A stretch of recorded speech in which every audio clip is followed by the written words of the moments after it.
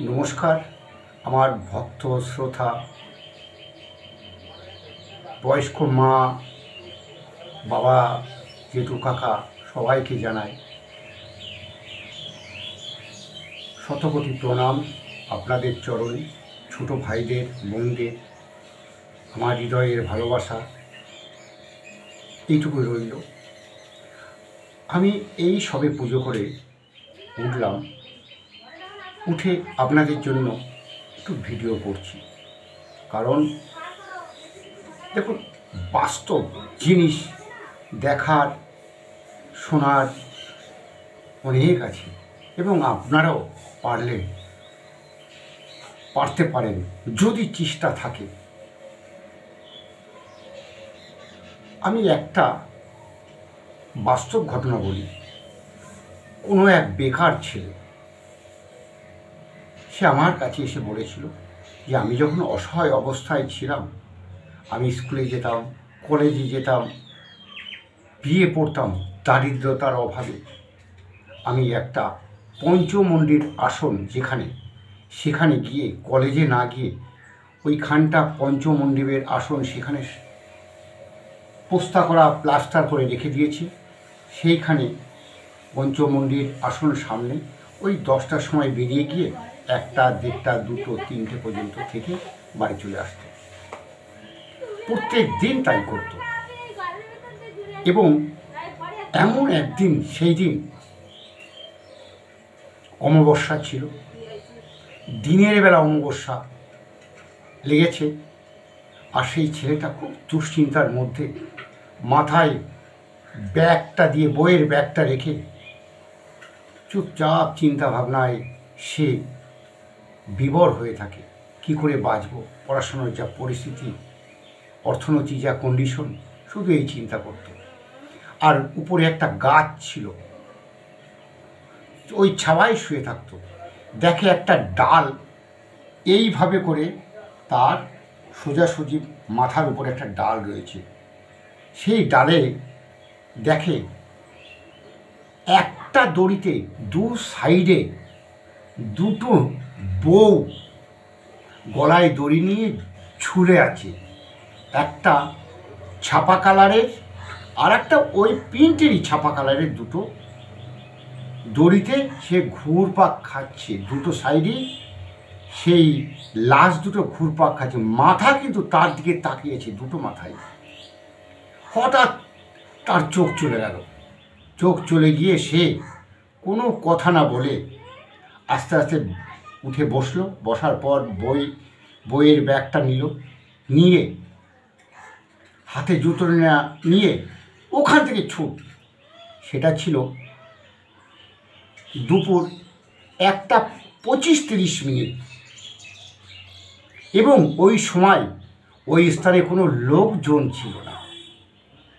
ছুটে এসে কদিন পরে আমাকে এসে বলে যে এই ব্যাপারে এই পরিস্থিতি। তুই দেখ, এক একজন লোকের ভাগ্যে শুভ জিনিস থাকে, অশুভ জিনিস থাকে, দৈব কিন্তু এগুলো। তুই ভয়ে ছুটে না এসে তুই যদি তাদের কাছে পঞ্চমন্ডি আসনে বসে তাদের স্মরণ করে তুই যদি বলতিস যে তোমরা কে, নেবে দাঁড়াও, আমার কী ব্যাপার বলো, তোমরা কেন এসছো, এই বিষয় নিয়ে তুই জানতে চাইলে, কথা বললে, তুই কিন্তু হয়তো পিশাচ আত্মা হতে পারে, পঞ্চমন্ডির আসনেই এগুলোই থাকে, পিশাচ সাধনা করে, সে কিন্তু ভয়ে কিছু না বলে ছুটে চলে এসছে, পেয়েও হারিয়ে ফেলেছে। কারণ কোনো অশুভ শক্তি যতই যাই হোক কোনো মানুষের গায়ে স্পর্শ করতে পারে না, তার পাওয়ার শক্তি ভালো থাকলে। আর যদি অশুভ শক্তি সেও যদি হয়, তার মধ্যে কিন্তু এই অশুভ শক্তি এসে বিরাজ করে। কোনো একটা ছুতো, কোনো একটা বাহানায়, যেমন অনেক মেয়েরা শাড়ি টানতে আনতে যায়, আঁচলের গুলো টানতে আনতে যায়, কখনো কোথাও বসলে মাথার চুল ছেড়ে দিয়ে মাটিতে ঠেকে যায়। এইরকম কিছু বাহানা পেয়েই তারা অশুভ শক্তি সেই ওর নেগেটিভ ও অশুভ শক্তি তার উপর সে অ্যাটাক করে। এর ফলেই বলি ভূতে ধরেছে, পেতে ধরেছে, একদম বাস্তব। আর শুভ শক্তি যদি কারোর থাকে, সে কিন্তু অশুভ শক্তি তার কাছে আসতে পারে না, দূর থেকে দেখেই পালাবে। আর আমাদের দিব্য চোখ নেই যে আমরা অশুভ শক্তিকে দেখতে পাবো। যদি অশুভ শক্তির সাধনা করে সে যদি আমার কাছে আসে, এসে যদি আমার বশীভূত হয়, তখন কিন্তু সে যদি কোথাও এসে দাঁড়ায়, আমি দেখতে পাবো ওই যে দাঁড়িয়ে আছে, কিন্তু অন্য কোনো ব্যক্তি পারবে না, কারণ তার সাধনার ব্যাপার সেই জানে। যাই হোক, কোনো ব্যক্তি তার হরস্কোপে, কুষ্ঠিতে, কুণ্ডলিতে হিসাব করে দেখা যায় যে এ দৈব শক্তি আছে না নেই। ঠাকুর দেখবেন অনেক ব্যক্তিরা আছে ঈশ্বর বিশ্বাস করে না, দূর সব বিশ্বাস করি না, ঠিক আছে, কারণ তার প্ল্যানেট বলছে আমি যেটা বাস্তব দেবো সেটাই আমি বিশ্বাস করি, তাছাড়া কোনো বিশ্বাস নেই তার কাছে। যেদিন থেকে সে বাস্তব দেখবে, সময় পরিবর্তন হবে, তখন সেটাকে বিশ্বাস করবে। যার জন্য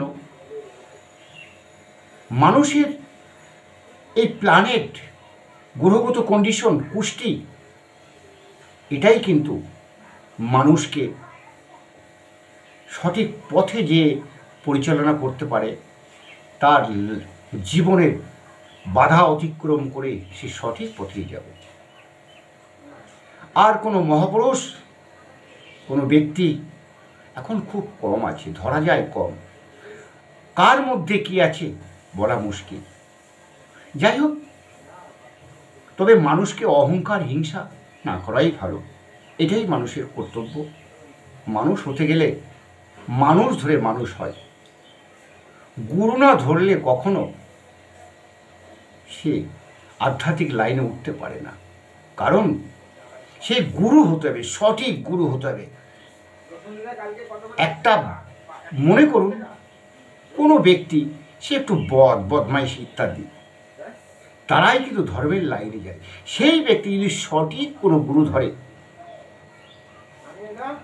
এবং সঠিক সেই গুরু যদি হয়, সে যেভাবে পরিচালনা করবে তার সন্তানকে, সেই শিষ্যকে, সেইভাবে সে এগোবে। কারণ দেখবেন ছকেও বোঝা যায় সঠিক গুরু পাবে কি না। গুরু ধর্ম 10 নম্বর ঘর, 9ম ঘর, এই ঘরকে কেন্দ্র করে তার পরিবর্তন। আমি আর একটা বাস্তব কথা বলি। আমারই সম্পর্কে এক বোন, সে এই শিবের পুজো করত প্রত্যেক দিন, খুব বিশ্বাসী তার, যে বাবা ভোলানাথ আমার দেখা দেবেই, এত অঢল বিশ্বাস তার। কিন্তু এইভাবে পুজো দিতে দিতে দিতে দিতে সন্ধ্যার সময় কোনো একদিন ঘরের, পাকা ঘর রয়েছে, ঘরের কোণ থেকে একটা লাইট এসে সাপাং করে মায়ের মন্দিরে, শিবের চরণে চলে গেছে। একটা বিদ্যুতের মতন নীল আভার মতন আলো সৃষ্টি হওয়ার পর ছুটে ও ভয়ে বেরিয়ে চলে গেছে, ওরে বাবারে বলে। কারণ সন্ধ্যার একটু পরপর, সন্ধ্যা যখন সূর্য ডুবে গেছে, আধার আধার, এই সময় ও ছুটে ভয়ে পালিয়ে গেছে। কারণ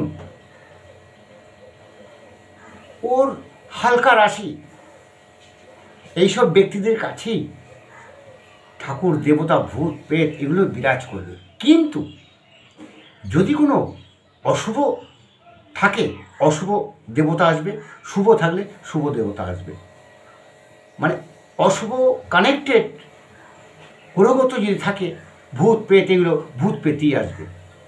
তাই ছুটি বেরিয়ে যাওয়ার পর কদিন পরেই আমাকে বলল, দাদা আমি কি বলবো, আমি ভয়ে চলে এসেছি, পেয়েও পেলাম না। কেন? আমার মন তখন সরলভাবে, মানে শিবের দিকে আমার মন ছিল। সরলতা মন ওই দিকে মন ছিল। ওই আলোর ঝটকা দেখে আমি চমকে গেছি, চমকে ছুটে বেরিয়ে গেছি ঘর থেকে। আমি ওকে বললাম, বোন শোন, পৃথিবীতে মরতে তো হবেই, তাই স্বয়ং ঈশ্বর এসে, বাবা ভোলানাথ এসে তোকে যদি এখানে দর্শন দিত, নাই মরেই যেতিস, মরতে তো হবেই, নাই মরেই যেতিস, তাও মনে শান্তি পেতিস।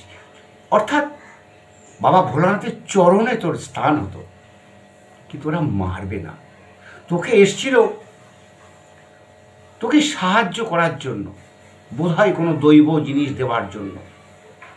তোর নেওয়ার কোনো এই ভাণ্ডারে সেই পাত্র নেই, তাই তুই পাস না। আবার সাধনা কর, ঠিক বাবা ভোলানাথ তোকে কৃপা করবে। আর আমার এই স্থানে বাবা কামদেব ভোলানাথ বসে আছে। অবশ্যই আমিও বলি আপনাদের, যদি কোনো গুরু না পান, আপনার মা বাবা তাদের গুরু মান্য করে তাদের কাছ থেকে দীক্ষা নিয়ে, আদেশ নিয়ে সে অনুযায়ী চলুন। অবশ্যই আপনার আগামী দিন শুভ হবে। আর আমিও বলি, পৃথিবীতে দেখবার, শিখবার, জানবার শেষ নেই। যত দিন বলি আসি তো আমরা সবাই বলে আসি, যত দিন বাঁচব তত দিন শিক্ষা। একদম বাস্তব। এই পৃথিবীতে কানায় কানায় জ্ঞান, বিদ্যা, শিক্ষা কানায় কানায় ভরে আছে। আমরা কিন্তু সেই কানার একটু জায়গায় যেতে পারি না, কারণ আমাদের মধ্যে অহংকার, হিংসা। দেখবেন যেসব সাধু মহৎ ব্যক্তিরা পাহাড় পর্বতে ধ্যান করছে, 80 বছর 90 বছর হয়ে গেছে, তারা কোনো দিকেই চিন্তা ভাবনা নেই, তারা শুধু পরম পিতার পরম মাতার সাধনা করে যাচ্ছে মানুষের মঙ্গলের জন্য। জানি না আপনারা কি কতটা আমাকে বিশ্বাস করবেন কি অবিশ্বাস করবেন, সে আপনাদের ব্যাপার। এই লাইনে থেকে, ধর্ম লাইনে থেকে এই মুখ দিয়ে মিথ্যা বলতে নেই। বলবো না আলাদা ব্যাপার, কিন্তু মিথ্যা বলতে নেই, কারণ এই বাক্য শক্তি আমার নষ্ট হয়ে যাবে। আপনি বন্ধু বান্ধব নিয়ে কোথাও বসে আছেন, আনন্দ ফুর্তি গল্প গুজব আর কি করছেন, করুন, ক্ষতি নেই, কিন্তু সিরিয়াস কোনো কথাবার্তা ইত্যাদি কোনো কিছু মিথ্যা বলতে নেই। আমি আপনাদের সবাইকে বলি, মায়ের আশীর্বাদ নিয়ে, মায়ের চরণের পদধূলি নিয়ে আমার হৃদয়ে রাখি, অন্তরে রাখি। আর আপনাদের জানাই, আপনারা ভালো থাকুন, সুস্থ থাকুন, আপনাদের সংসারের মঙ্গল কামনা করি। কারোর যদি কোনো গ্রহগত প্ল্যানেট, কুষ্টি বিচার এগুলো সম্বন্ধে কম বেশি আমার একটু নলেজ আছে, আমি মায়ের আশীর্বাদে, এই আমার জয় মা। আমার দেখানো উচিত নয়, তাও আমি দেখাচ্ছি, কারণ মানুষ ধরে মানুষ হয়। এই আমার গুরুর দেওয়া এই দুটো ভ্রমর লাঠি আমার গুরু দিয়েছে, এটা হারিয়ে গেছিল। জয় মা ভ্রমর, হৃদয়ে থাকো, অন্তরে থাকো। এই অনেক ঘটনা, অনেক কিছু বাস্তব আমি পেয়েছি। এই দুটো নিয়ে আমি বাস্তব পেয়েছি কি জিনিস। রাখি, থাক মা। আর এই একটা দৈব শক্তি, মা চণ্ডাল। আমার গুরুদেব এটা দিয়েছেন, আমি ওটা বাস্তব প্রমাণ পেয়েছি। যেদিন আমার গুরুদেব আমায় দান করেন, সেদিন আমি বাস্তব প্রমাণ পেয়েছি। যাই হোক, আপনাদেরও বলি, কোনো কিছু জানার বিষয়, শেখার বিষয় যদি জিজ্ঞেস করতে চান, একটু আপনাদের জন্য যতটুকু আমার হৃদয়ে ভাণ্ডারে আছে ততটুকু সাহায্য করব। আর আমার এই দৈব শক্তিতে যে কোনো কাজ আমি করি আপনাদের মঙ্গলের জন্য, আমারও মঙ্গলের জন্য। আমি বলবো না যে আমার মঙ্গল নয়, আমি লোককে দিচ্ছি, তার উপকার হচ্ছে, সে আমাকে আশীর্বাদ করছে। তাই আমারও মায়ের সাধন হচ্ছে, আপনাদেরও এই বিষয়টা নিয়ে দেখাতে পারছি। আপনারাও কাজকর্ম করুন, কাজকর্ম করে সন্ধ্যার সময় যদি পারেন ধ্যান করুন, সাধনা করুন। দুটো ধূপকাঠি জ্বালিয়ে, কিন্তু একটা ধূপকাঠিতে কেউ সন্ধ্যা প্রদীপ দেবেন না, একটা ধূপকাঠি দিয়ে সন্ধ্যা প্রদীপ দেবেন না। এবং আর একবার বলি, আপনার ঘরে 10টা ঠাকুর আছে, 10টা ধূপকাঠি জ্বালিয়ে এখানে একটা পুচ্ছেন, ওখানে একটা পুচ্ছেন, তুলসী তলায় একটা দিচ্ছেন, তাও দেবেন না। আপনি দুটো ধূপকাঠি জ্বালিয়ে 10 জায়গা 10টা ঠাকুরকে দেখিয়ে আপনি এক জায়গায় বসিয়ে দিন। কারণ আছে, পরে জানাবো সেই কারণটা। আপনারা যদি প্রশ্ন করেন অবশ্যই বলবো।